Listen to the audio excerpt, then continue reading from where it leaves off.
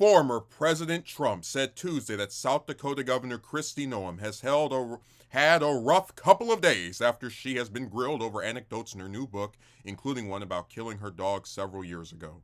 Trump sat for an interview with Spectrum News 1 Wisconsin on Tuesday ahead of his court appearance in the hush money trial in New York City. The former president was asked about his looming choice of running mate, including Noem. Trump said he likes Noem a lot, and she is somebody that has been supportive of me from the beginning. But he declined to weigh in further. I don't want to comment on anybody on the list, Trump said, but she had a rough couple of days, I will say that. Noem has come under fire during the past week as she makes the rounds to promote her new book, No Going Back. And one anecdote she did, okay, so we already talked about her and her dog. This is the first time, as far as I can tell, that Trump has publicly commented on it. And it's interesting for a few reasons. And before I get into that, let me just show the acclaimed, amazing, great book that has everyone talking. The terrific novel. I'm sure going to be a bestseller because we all love hearing about people murdering 14-month-old puppies. But this is fascinating because he's not condemning her.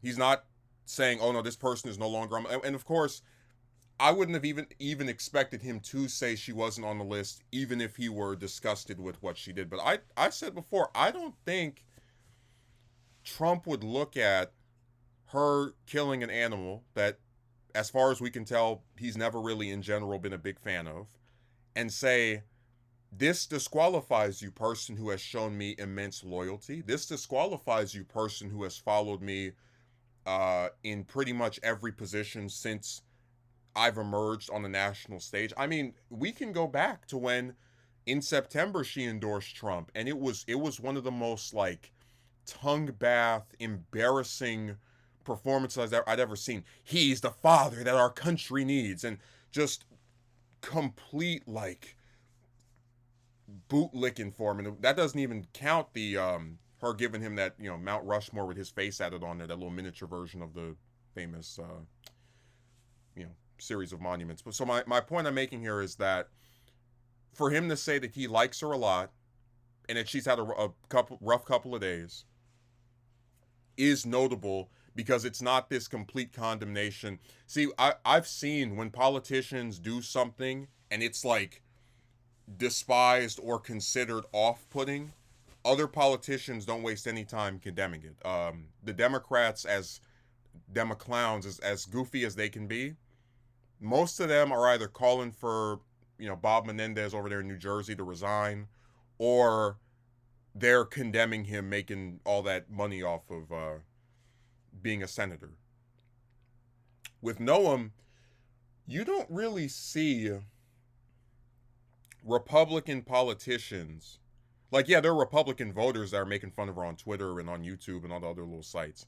But you don't really see Republican politicians, like major ones, right, really saying anything about it, really claiming, oh, this is disqualifying. Commentators are saying that, but commentators don't know what they're talking about, because the reality is the GOP is such a cult for Trump at this point that whether she killed a dog, killed a human, it wouldn't matter as long as Trump is okay with what she's done, or has not, it does not dissuade him from picking her as VP.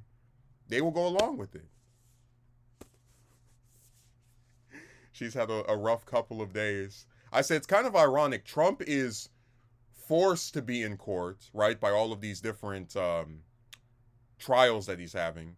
And Noem is digging her own court by relating an anecdote that nobody asked for, and just going on TV more and more and making these public appearances that show how inept she is at handling a really self-imposed crisis. Like, you can kind of, and this is not my position, but some Republicans will say, actually a lot of them will say, this is a witch hunt against President Trump. They're trying to stop him from being able to run again and tie him up. But the Noem stuff is completely of her own doing. Nobody asked her to write a second autobiography in 2 years. And nobody asked her to put in a story about taking out a dog like a snuff film. No one told her to fake meeting the North Korean leader. it's just, it's such a, this story, and again, I still think there's a chance she could get picked, but even if she doesn't, this story, this several days, several week saga of Noam in this book need to be studied. People need to sit back and in like 5, 10 years, when they're talking about the 2024 election, this will be one of the most important parts of it. Because you have a, from the standpoint of just being a politician, because Noam is not, as far as like a person who can run for office and win, she's been able to stick around in South Dakota for a long time.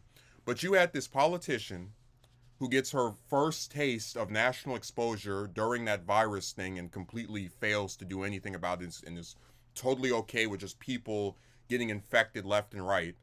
And she's able to survive that. She's able to survive the really insane abortion laws of her state, able to walk through those, right?